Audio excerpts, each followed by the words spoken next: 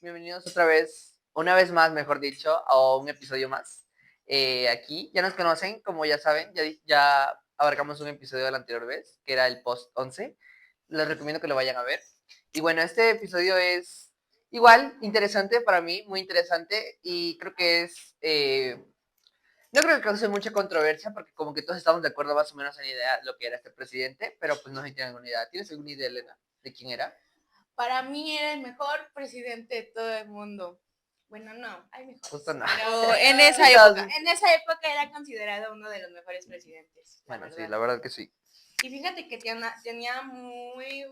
era muy hábil para persuadir a la gente con todos esos discursos. Sí.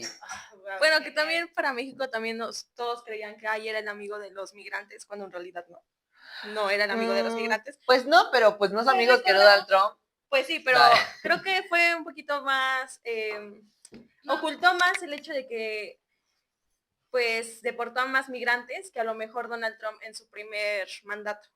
Bueno, eso sí es cierto, eso sí es un tema ya difícil. No sé, es como, bueno, es que Obama era, ya lo mencioné. Y yo, perdón, ya se me salió. Ahorita, Lo muteamos, no, mentira. Bueno, ya que ya dije el nombre, vamos a hablar, este episodio se va a llamar Dos Mandatos, vamos a hablar sobre el presidente, pues controversial y muy querido por algunos, odiado por otros, depende de qué perspectiva lo veas, el presidente Barack Obama. Bravo. Bravo. También, producción muy feliz. Pues, ya se me olvidó qué iba a decir, pero bueno, nos presentamos una vez más, por si no nos conocen todavía. O no se acuerdan. Yo soy Alamina. Bueno, soy Osvaldo, me dicen Alamina. Ella es... yo soy Dafne. Y yo soy Elena. Y juntos somos... Bienvenido una vez más a Internaciones con Café. Por favor, siéntense, relájense. Y si no están relajados y no están sentados, pues ni modo, pero escuchen el episodio a gusto. Y toma tu tacita de café.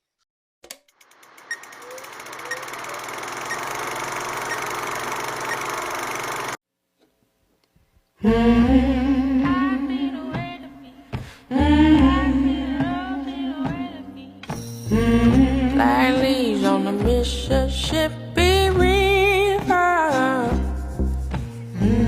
Black leaves in the Mississippi. Bueno, pues como ya les había dicho a la mina, bienvenidos a este nuevo episodio. Y pues también es un gusto volver a encontrarnos y seguir desmenuzando los momentos que marcaron el mundo contemporáneo. Y como ya lo había dicho la mina, pues en el anterior episodio hablamos del 11 de septiembre. Y hoy damos un salto en el tiempo para hablar de una figura que de alguna manera simbolizó la promesa de un nuevo comienzo, Barack Obama, que ya dio el spoiler. Su llegada a la Casa Blanca en 2009 despertó esperanza, discursos de cambio y una visión diferente del liderazgo estadounidense. Pero, ¿qué tanto cambió realmente el rumbo de la política exterior de Estados Unidos? ¿Fue Obama un punto de inflexión o una contribución o continuación de un rostro más amable? Como ya les habíamos dicho, más o menos el hecho de que se disfrazó, Disfrazó su... Pues no su manera la deportación, de ser, la deportación, pero más que nada disfrazó Sí. mucho sus acciones con políticas que a ojos de muchos se veían buenas. Sí. Y que en su caso pudieron haber sido buenas, no es meditar que no, pero también tienes que ser congruente con lo que haces, con lo que dices y con la política, más cuando eres político, con lo que profesas. Sí, bueno, pues así como ya les habíamos dicho, vamos a analizar su mandato, sus decisiones más relevantes y contribuciones entre la narrativa de cambio y de realidad en el poder global. Así que pues, si tienes tu café listo, acompáñanos a revisar los años de Obama. Una mezcla de idealismo, diplomacia y sombras de superpotencia que nunca deja de influir. Sí. Bueno, yo interrumpí una vez más, para entender más o menos los mandatos de Obama. Bueno, a ver, en contexto histórico. Ya hemos mencionado anteriormente en el anterior capítulo que el presidente en ese tiempo, al 2001 al 2000, ¿qué? ¿8? ¿9? 8, 9, ¿no? 9. Como según yo, 2008. Bueno, fue el presidente George W. Bush, que fue el que estuvo en la crisis financiera, ahora. Estuvo en el 11 de septiembre, un momento trágico, ya tenemos el capítulo por si lo quieren ver. Pero bueno, entonces llega esto, entonces termina el mandato de George W. Bush y llega Obama. A ver, para entender hay que regresar al 2008 y pues en Estados Unidos llega al borde del colapso económico. Tras la crisis financiera se había bancarrota, desempleo y también, como habíamos mencionado, por el desgaste militar tras Irak y Afganistán. Recuerden que tras el 11 de septiembre se profesó lo que era, bueno, una política de Estados Unidos que era la guerra contra el terrorismo, que fue principalmente en Afganistán e Irak. Y pues obviamente fueron muchos soldados, mucho armamento y obviamente todos sabemos que las guerras necesitan mucho financiamiento. Sí, Entonces demasiado. esto generó una deuda increíble en Estados Unidos, o sea, de verdad cabrona, ¿no? Entonces Obama, tras todo esto, pues los estadounidenses ya estaban hartos de una forma u otra de George, bueno, de Bush, porque muchos lo reconocen como Bush. Entonces, Obama llega como un símbolo de renovación institucional y moral, y con la promesa sonada o bueno, escuchada, que es el Hope and Change, en un país polarizado y con crisis sistemáticas en ese momento. ¿Algo que quieras mencionar? Bueno, también lo que estaba diciendo la mina, pues en la política exterior, pues en 2009 el discurso del Cairo con un nuevo comienzo en el mundo musulmán, que también pues el hecho de que también los musulmanes tuvieran este tipo de querer sobresalir o querer no estar siempre pisoteado por Estados Unidos. Y pues también el retiro parcial de tropas de Irak, que fueron muchos soldados, 60,000 soldados, ya en un periodo donde estaba Obama en 2011, y la participación de cumbres internacionales para el cambio climático. No, pues también quiero mencionar sobre que la llegada de Obama, que fue en el 2008, que llegó con una crisis financiera. Esta crisis financiera, quiero mencionar para unos que no, bueno, ya lo había mencionado, pero quiero como que después enfocarlo un poquito más, de que fue la causa principal fue la caída del mercado inmobiliario estadounidense, junto combinado con las prácticas bancarias que en ese momento pues estaban siendo llevadas de manera muy irresponsable, al igual que pues la falta de su regularización, o sea que prácticamente, o sea, era un totalmente desastre y un caos en lo que abarca de la economía. Sí, Pues sí. Pues, ¿qué más? Bueno, ¿y tú qué más? ¿Qué más? Y tú, Sigue habla tú. tú. Bueno, a raíz de todo este contexto, eleva una narrativa histórica y marca la narrativa de una reconstrucción económica, legitimidad internacional y reconciliar el país con el mundo, porque, bueno, el presidente que estuvo, Bush, era una figura controversial, podría decir yo, un poco radical, para mi parecer, y creo que obviamente eso que quebrantó un poco, de una forma u otra, pues, la diplomacia internacional más que nada. Bueno, empecemos por lo urgente, por el 2009. ¿Qué era lo urgente que realmente necesitaba? Pues salvar la economía, el ARA fue la respuesta, el dinero para la obra pública, la ciencia, el desempleo y la salud. En 2010 se promulgó la ley de Ciudadano de Salud, que el Obamacare, que prácticamente era una ampliación sobre el seguro médico a millones de estadounidenses, o sea, que era más accesible y a bajo costo. Bueno, se supone, porque recordemos también que en Estados Unidos el hecho de tener salud es demasiado caro. Y también en ese entonces era más caro. O sea, el que un ciudadano de Estados Unidos a lo mejor, no sé. Tuviera acceso a la salud era una cosa. Sí. Bueno, todos tenían, pero literalmente terminabas con deudas horribles. Carísimas. Y ni siquiera se termina de pagar los hospitales hasta la fecha, personas, ¿sí? Incluso muchos estudiantes deportistas siempre han tenido mucho ese problema de que sus papás nunca terminan de pagar las deudas que se les queda en el hospital. O sea, el tener un buen ritmo de salud antes de Obama era mucho más difícil. Imagínense, pues como lo acaba de decir Elena, era un poquito más accesible, pero aún así seguía siendo muy caro. Sí, fun fact. Muy problemático. Sí, muy problemático, pero fun fact o dato curioso, como lo quieran tomar. México, bueno, sí, en México más que nada es uno de los pocos países que tiene seguro de salud gratis, público. Y eso, aunque tiene muchas carencias, no vamos a negar que no, obviamente, realmente es algo muy bueno y es algo que ayuda mucho a la población, porque si solamente hubiera seguros médicos privados o solamente hubiera servicios privados, la gente no se daría abasto. Entonces creo que eso sí sí que darle, hay un punto a favor, no me acuerdo qué presidente, ya lo vamos a poner aquí, pero bueno, ese presidente fue el que hizo el seguro médico público. Ok, bueno, pues seguimos, como ya lo habíamos dicho, el segundo punto y la reforma financiera. Sobre el Don Frank, que se llama Don Frank, que reguló los bancos y creó creó la Oficina de Protección al Consumidor, que fue compleja y fue debatida al mismo tiempo. bueno, pues entre debatida, pues también hablaremos de política exterior en el segundo mandato. Sí. No, pero ahorita que me acuerdo, en el 2009 fue cuando Obama ganó su premio Nobel de la Paz por su discurso muy famoso de que un mundo sin armas, pero pues este también quedó en cierto aspecto muy controversial porque por ahí dicen que también Obama andaba como apoyando a otras personas respectivamente en las guerras civiles. Sí, lo que ya habíamos hablado, lo que ya habíamos hablado en el anterior episodio es que Estados Unidos siempre ha tenido esto de financiar otros conflictos internacionales. Y yendo de la mano con lo que decía Elena, del Premio Nobel de la Paz, pues tenemos en cuenta que fue el primer presidente afroamericano como figura global de inspiración y bueno, también tuvo buen marketing, las redes sociales lo apoyaron mucho. Creo que fue el primer presidente en usar redes sociales, en Twitter en ese entonces, ahora conocido como X, pero fue el primer presidente de los, bueno, que yo vi que usó redes sociales justamente para su propaganda. Sí, o sea, se le conoció como un político moderno. Y bueno, como ya les habían dicho, fue el Premio Nobel de la Paz en 2009 y bueno, también fue mucha sorpresa y controversia internacional.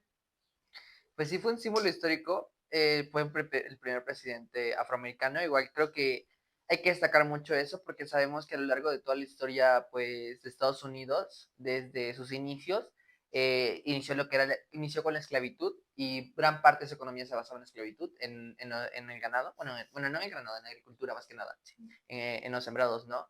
Después evoluciona todo esto y aún así este odio hacia esta raza, bueno, estos humanos, porque ni siquiera me gusta mencionar raza, siento que es algo despectivo, es algo fuerte, no creo que sea algo malo, no creo que sea con una connotación negativa, pero sí es algo despectivo el hablar de razas, porque se me hace que a partir de ahí empieza con la división de las superioridades, ¿no? Sí. Pero bueno, volviendo al punto, termina todo esto y aunque los afroamericanos bueno, los africanos más que nada, empiezan a ser libres, por así decirlo, con Lincoln y todo ese tipo de cosas, aún así no se erradican estos grupos y surgen grupos extremistas, que por ejemplo el Ku Klux Klan, que eran justamente que perseguían a esas personas, ¿no? O sea, Sí. a las personas Sí, muy fuerte. de raza negra.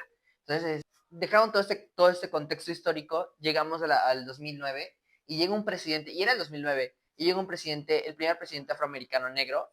O sea, era una cosa bárbara, de verdad. Sí, era un progreso, impacto. al final del día, gigantesco, y que siento que no sé si ahorita se podría volver a dar, porque con toda esta ola del conservadurismo que se extendió ahorita en Estados Unidos, y con toda esta ola de los seguidores de Donald Trump, no creo que se vuelva a dar por un buen tiempo un presidente afroamericano. Entonces creo que por eso es que marca tanto la historia Barack Obama, aparte de sus políticas, porque fue un presidente negro. Entonces, una persona que de una forma u otra tiene todo en su contra, por así decirlo, para salir adelante un mundo de blancos. Sí, y recordemos, Estados Unidos, un país que siempre fue demasiado racista y la verdad es que creo que yo he escuchado, yo era muy pequeña en ese entonces, pero sí he escuchado muchas pláticas en donde les sorprendió bastante que un presidente como Barack Obama ganara y que pues recordemos que también llegó a un país con un desempleo del más del 10% y bancos en quiebra y pues también guerras abiertas. Sí, todos. Mi comparación es que ahorita se me vino a la mente fue con lo ahorita de la señora Claudia Sheinbaum, la presidenta que muchos ya se están quejando de ella ahorita que me acuerdo. He visto muchas noticias de que muchos se quejan de que ahí está su presidenta. Es que haciendo un breve paréntesis, lo de Claudia Sheinbaum es un tema delicado. Creo que muchos igual se agarran del hecho de que es mujer y por eso le tiran, y eso está mal, definitivamente, porque muchos igual mencionan que estaban mejores con otros presidentes, que eran hombres, irónicamente, y que al final del día, pues no eran buenos presidentes. Que sí he detectado que muchas mujeres, en ese aspecto de querer ser, hay dos vertientes, en la perspectiva de querer ser feminista, apoya a Claudia a pesar de todo lo que haya hecho, y la otra vertiente es que sí critican mucho y aún siendo mujer.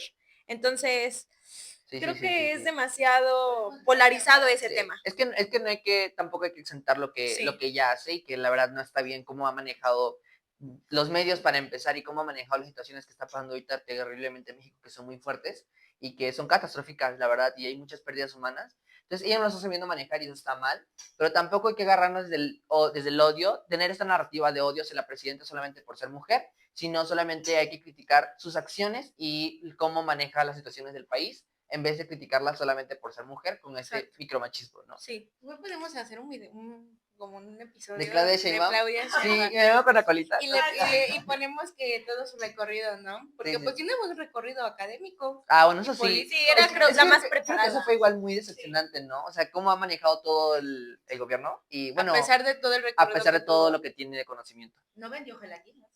Ella no me dijo Bueno, que la tira. ojo Bueno, ahí. bueno, volviendo al tema. Agarrando. Volviendo al, digamos, Llegamos a las políticas, ¿no? sí, ¿Te parece? al segundo mandato, ¿no? Que es del 2013 al 2017. Y bueno, vamos a ponerle a este periodo las sombras del cambio, ¿les parece? Sí. Ah, igual, porque el primer mandato fue más visto como para la reconstrucción de Estados Unidos y el ayudar a las mismas personas estadounidenses. Y el segundo mandato, ya que ya estaban un poco más a flote Estados Unidos, es dirigido pues, hacia la política exterior, ¿no? Hacia el cambio, hacia este hegemón que puede cambiar el mundo.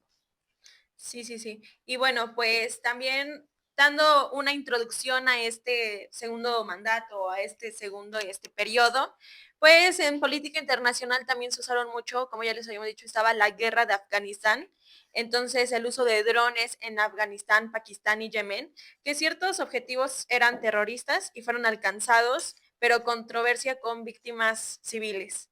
También pues la intervención en Libia, que también fue la caída de Gaddafi y consecuencias del vacío del poder.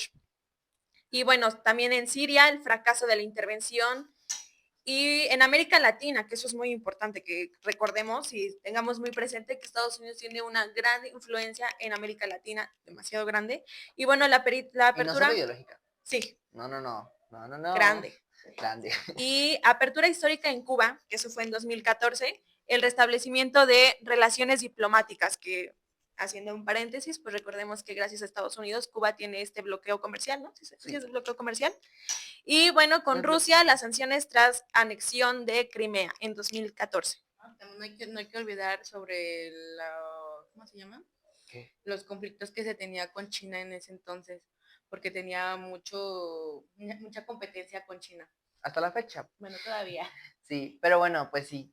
Con su política exterior, lo que Obama pues apostó más que nada por un rol diplomático otra vez de nuevo de Estados Unidos, un multilateralismo más cooperativo, aunque mantuvo el uso de la fuerza, como ya hemos dicho con Siria, Afganistán e Irak. O sea, es lo que decíamos, ¿no? O sea, decía una cosa sus políticas y no era tan congruente después con lo que hacía en el exterior con la fuerza. Pero bueno, eso ya es a su criterio, como ustedes lo quieren ver. Y también recuerden que firmó un acuerdo nuclear con Irán sobre no proliferación, obviamente. Ok. Y ahora sí, creo que un tema que creo que nos gusta a todos, ¿Cuál? que es migración. O sea, sí, fuerte. Porque igual es lo que justamente volvemos con la congruencia de cómo se maneja este político, porque se puede decir que sí, tuvo buenas políticas hacia los migrantes, no vamos a negar eso, pero pues, ¿me puedes dar? Bueno, tú me mencionabas hace rato por la cámara algo sobre las deportaciones. Sí, bueno, todos pongamos en contexto, como ya les habíamos dicho, que Obama tuvo este marketing de el presidente buena onda, lindo, que por ende, por ser afroamericano, pues tenía cierto empatismo, ¿sí? Empatía, perdón, con las personas latinas, y al tener esta cierta empatía, pues no iba a tener el aspecto de estar deportando a tanta gente. Sin embargo, sí. Si ustedes investigan, bueno, aquí nosotros les decimos que sí fue, el mandato de Obama fue uno de los que tuvo más deportaciones de migrantes en la historia de Estados Unidos, incluso más que en el primer mandato de Donald Trump. Entonces sí, hay que dejar eso en claro, tener bien las cosas, porque pues lo tenemos como el presidente muy amigable, muy lindo, el ganador del premio Nobel, pero pues sí deportó a mucha gente latina principalmente. Así es. Bueno, pues hablando justamente de esto de las deportaciones, él se hizo algo llamado el DACA, que era proteger a jóvenes migrantes, y pues pero enfrentó límites judiciales y fue un avance para el bloqueo legislativo. Ese es otro tema. Pero volviendo al punto, una de sus políticas más famosas fue el DACA, que significa, lo voy a leer textualmente, no sé si lo pronuncio bien, lo siento, que es el Deferred Action for Childhood Arrivals, que es acción diferida para los allegados en la infancia. Entonces, esta era una política migratoria creada por él y que prácticamente era para proteger a los niños que llegaban a Estados Unidos menores de 16 años. Es importante eso, que estuvieran estudiando la secundaria o preparatoria y también que no tuvieran antecedentes delictivos, obviamente. Y también era muy importante que porque no era ni ciudadanía ni visa. Simplemente era algo que los protegía, más no impedía que no fueran deportados. Y, o sea, es una jugada de doble carta porque parece bueno, pero a la vez es como, güey, o sea, sí Claro, no te da respaldo. no te da respaldo, o sea, me proteges un poco, pero me pueden deportar en cualquier momento. Sí. Entonces es como, era un tipo de controversia ahí. Sí, Sí. claro. No, como dato curioso, yo también quiero, o sea, sí que, o sea, sí, que en el 2015, por la Corte Suprema legalizó, es un tema que nada que ver, pero el matrimonio igualitario. No, sí tiene mucho que ver. Bueno, en ese entonces por ahí, pues ya se podían casar las personas incluso del mismo género o así pertenecientes a la comunidad LGBT. Y creo que también esto tuvo un gran impacto. Lo que quería más que nada Estados Unidos era causar una buena imagen, porque a pesar de que tenía mucho conflicto interno y externo, lo que quería también era causar esa imagen global que Estados Unidos era el mejor, que prácticamente crear como ese sueño americano, empezaban a crear el sueño americano, porque pues gracias a eso, mucha gente ahora ya se quiere ir a Estados Unidos y ya. Sí, o sea, definitivamente, de acuerdo con lo que dice Elena, o sea, y en el orden de ideas en el que vamos, o sea, definitivamente, creo que el American Dream ya había estado desde hace mucho tiempo, pero sí se empezó a enfatizar más con Obama. Sí. Y pues en su política interna, pues también tuvo una recuperación gradual del desempleo, bajó al 4.7% en 2016, y pues la educación incrementó mucho el programa de becas y financiamiento estudiantil, como decía Alamina, no solamente para, digamos, no migrantes, latinoamericanos, también a su propia población estudiantil. Y en tecnología, que eso es importante también, la expansión en la vigilancia digital, espionaje a ciudadanos y gobiernos. Creo que en el anterior episodio lo estuvimos diciendo, ¿no? Que desde más o menos 2011 empezó esto. 2001, perdón. Empezó esto del espionaje, de estar vigilando. Esas manías de Estados Unidos nunca se le han quitado. No, jamás, ¿eh? O sea, ahí sigue todavía. Siguió con más fuerza con Obama. Igual, pues ya igual para remarcar un poco, igual aparte de todo bajo esta orden de ideas diría Dafne, Obama realmente su gobierno se centró más que nada por pues era más movimientos sociales lo que él hacía. Sí. ¿Y qué causaba esto? Bien sabemos que están los republicanos contra los demócratas. O sea, una guerra nunca acabará en Estados Unidos. Sí. Es una historia muy, muy interesante eso. Pero justamente todo este tipo de reformas hacia los movimientos sociales, más que nada hacia la ayuda, el apoyo social, obviamente no eran bien recibidos por el sector conservador, perdón, de Estados Unidos, ¿no? Entonces, justamente creo que varias políticas externas e internas fueron rechazadas por parte de este tipo de conservadores, ¿no? Que es donde ahí es donde se empieza a notar la diferencia entre el Congreso legislativo y el poder que tiene Obama, o bueno, el poder que tiene el presidente. Sí. A partir de ahí se empieza a ver como que esta tensión entre estos dos fuerzas de poder que de una forma u otra sí estaban peleando en su momento por saber quién tiene el control. Que era chistoso porque se supone que el presidente tiene el control, pero pues casi nunca es así. Pero pues igual me parece bien. No me parece bien sus contras, pero lo que sí me parece bien es que sí sirvan en Estados Unidos por lo menos esos organismos como el Congreso Legislativo, el cual sí tenga el poder para parar un presidente, aunque ahorita están muy precarios conforme a Donald Trump, o no se están de acuerdo con él, la verdad, y sí desconozco el tema. Pues ahorita que hablando de los republicanos, bueno, dos cosas.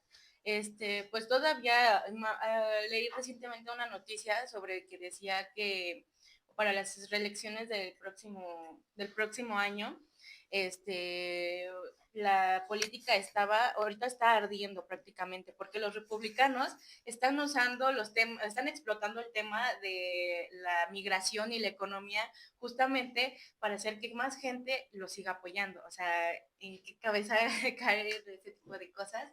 Pero en fin, también quería mencionar sobre la competencia global que tenía en ese entonces Estados Unidos, porque justamente hacía visitas a toda Asia y Medio Oriente, justamente para crear alianzas, acuerdos, como hacerse amigos más de los asiáticos y dejando esto oprimiendo prácticamente el poder que tenía China en ese entonces. Entonces, lo que quería prácticamente era hacer un lado a China y que todo el mundo se enfocara en Estados Unidos. Sin embargo, China, pues prácticamente, ¿a quién le va a gustar que lo quieran oprimir? Pues a nadie. Entonces, lo que él generó fue prácticamente reforzar su armamento militar, lo que prácticamente ahora más volvió a un conflicto, pues, entre más competencia entre ambos. Sí, totalmente. Y bueno, después de esto vamos a dejar como 3 puntos al legado de Obama, que fue la diplomacia cool, la comunicación efectiva, como ya les habíamos comentado, el marketing, la entrada a que un presidente tuviera más introducción, se puede decir, a las redes sociales, y también la inspiración para movimientos y protestas marchistas de jóvenes.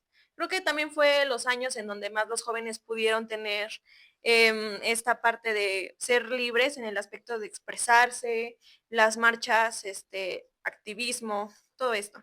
Y también hay que dejar algo muy importante, que dejó el camino para Donald Trump, parcialmente por el desencanto de ciertos sectores. O sea, digamos que le dejó el camino a Donald Trump, aunque queremos verlo como dos personas diferentes, en sí, si analizamos bien, creo que iban de la mano. Sí, pero pues Obama disfrazaba sus verdaderas intenciones y Donald Trump, pues de una forma u otra es una persona Descarado. muy cínica, muy Sí, descarada, la verdad es que sí, o sí. sea, no hay que negarlo. Ujú. Es un personaje muy...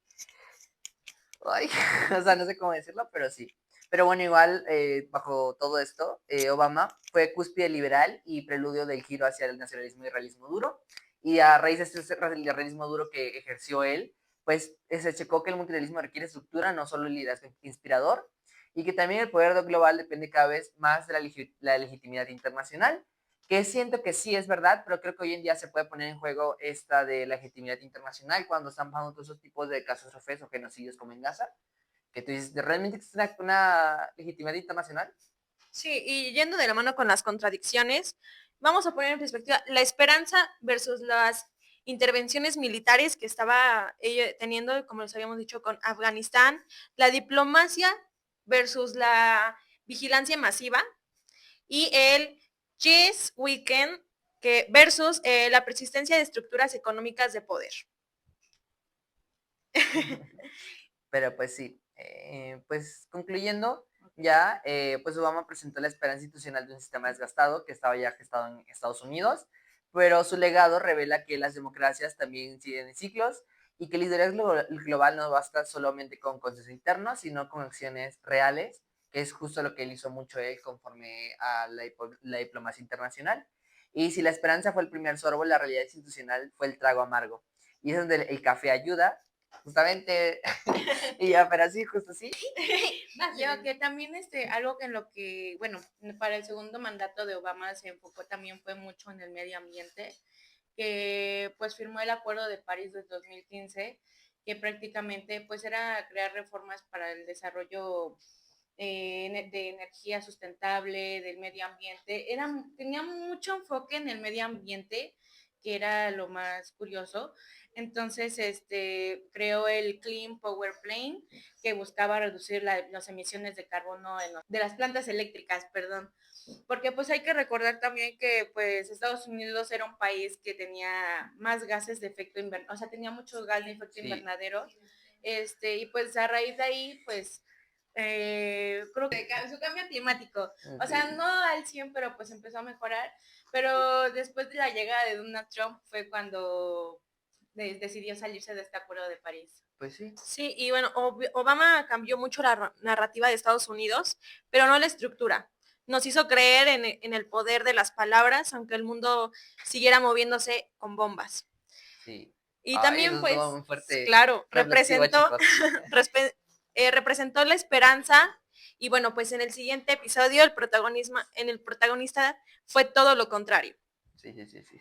Y pues bueno, y ahorita sí ya para concluir de plano, chicos, pues vemos que el periodo, todo el periodo de Obama fue marcado por políticas y movimientos sociales dirigidos pues más que nada hacia esos sectores vulnerables, que estuvo súper bien, pero igual debemos recordar que tuvo políticas no tan buenas conforme a ciertos sectores en cuanto a guerras o cierto tipo de cosas que manejaba una doble narrativa. Fue una persona que instauró lo que decíamos justamente el camino para Donald Trump. Sí, Si lo analizan sí. bien, realmente pues tenían, pues como dice Daphne, iban de la mano y Donald Trump simplemente siguió todas esas políticas. Y también debemos recordar que el auge de Donald Trump hacia, bueno, que subiera hacia la presidencia fue porque justamente debemos recordar que en Estados Unidos hay mucho odio, mucho racismo, mucha xenofobia, muchos tipos de cosas no tan buenas se puede decir que se gesta en una sociedad. Entonces, creo que sí, eso sería todo. ¿Alguien quiere agregar algo más o ya terminamos? Que pues creo que en el 2014 o 15 Donald Trump, analecillo, el señor Obama, le dio la opción de pues pertenecer al ejército a esas personas, o pertenecer o no, si querían, pues a las personas que de la comunidad LGBT. Y creo que eso también hizo un gran cambio. Pero aunque no lo parezca, ahorita hablando de todo esto, Obama tenía gustos muy raros porque mandó a construir una cancha de básquetbol en la Casa Blanca. O sea, ponía conciertos de jazz, ¿cómo se llama? Bueno, hip hop, justamente en la Casa Blanca. Y también tenía dos perros que se hicieron muy famosos en ese entonces. No sé cómo se llaman, pero eran dos perritos muy lindos. Aquí como chismecito, ya se los pasó Elena. Dice que se llamaba Eunice Producción, pero no. No, creo que se llamaban, se llama Bo y Sony, creo que sí. Así también. Y también tenía un huerto, porque según su esposa le había dicho que para comida orgánica y todo el rollo. Claro. O sea, Ay, no, eso es muy bueno, No, sí. A mí me encantaría tener un huerto, A mí o sea, igual. ese no es el problema, o sea, puedes tenerlo, no es problema, pero en la Casa Blanca. O sea, sí es chistoso. Entonces, Ok. usar el dinero Bueno, últimamente del propio pueblo para crear tus propios gustitos. Y algo creepy que ahí sí ya lo dejamos así en suspenso, es que se dice que Obama estuvo, pues, de una forma u otra ligado al caso de Jeffrey Epstein. Ok, entonces ya lo estaremos viendo. Chance en el siguiente episodio. Bye. Vámonos a las noticias.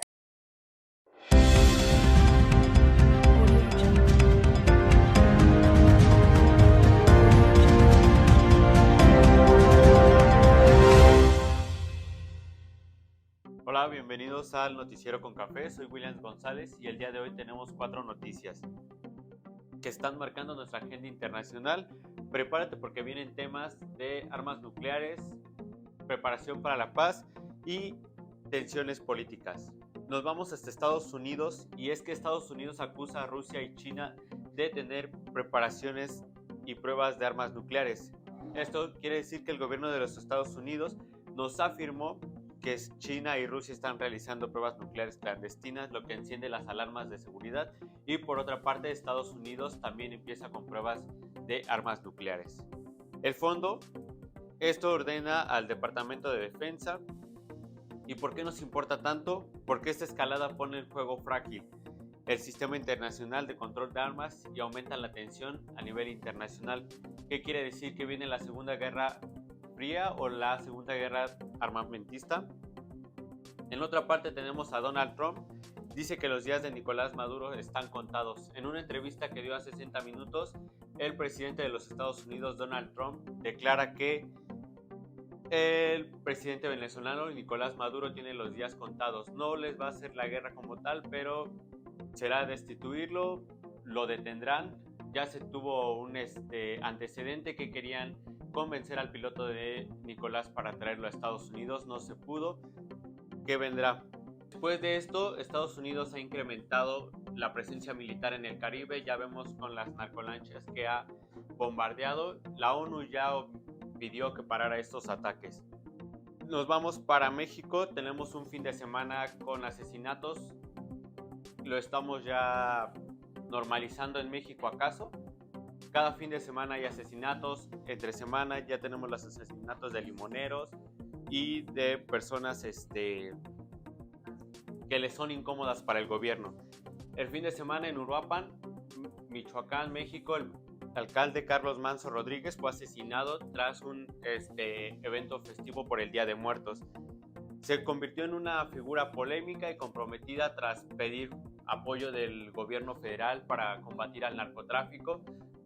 Se podría decir que es uno de los alcaldes en esta época que ha querido combatir al narcotráfico de lleno, pero no ha obtenido suficiente apoyo por el gobierno federal. Llegó apoyo de la Guardia Nacional, pero se retiró. Y este asesinato que evidencia la magnitud del riesgo para políticos y que enfrenta al narcotráfico. Hoy en la mañanera la presidenta Claudia Sheinbaum Pardo mencionó que no se le va a hacer la guerra como en los gobiernos de Calderón y Peña Nieto, porque son lo que origina esto. Entonces, ¿qué va a hacer? ¿Cómo va a combatir al narcotráfico? ¿Cómo va a frenar los asesinatos que tenemos en México día a día y que se han normalizado? Y ya para finalizar nos vamos a una noticia internacional donde 7 países debaten en Turquía la seguridad de Gaza ante el temor del fracaso de la tregua. Tenemos a los ministros de 7 países, Turquía, Arabia Saudita, Qatar, Emiratos Árabes Unidos, Jordania, Pakistán e Indonesia. Estos se reunieron para abordar el pacto de tregua que tienen en la franja de Gaza con Israel, cómo se va a abordar tanto la reestructuración, la supervisión del alto al fuego y que los palestinos participen en la gobernanza de su territorio y no sean los israelitas que se metan a gobernar a su propio territorio. Porque es clave, esta reunión muestra que países del mundo musulmán buscan posicionarse como actores activos al futuro de Gaza, y revela las fisuras en el orden diplomático internacional sobre el conflicto. ¿Qué veremos en un futuro si la franja de Gaza consigue su independencia total o Israel va a querer volver a conquistarlo? Hasta luego, gracias.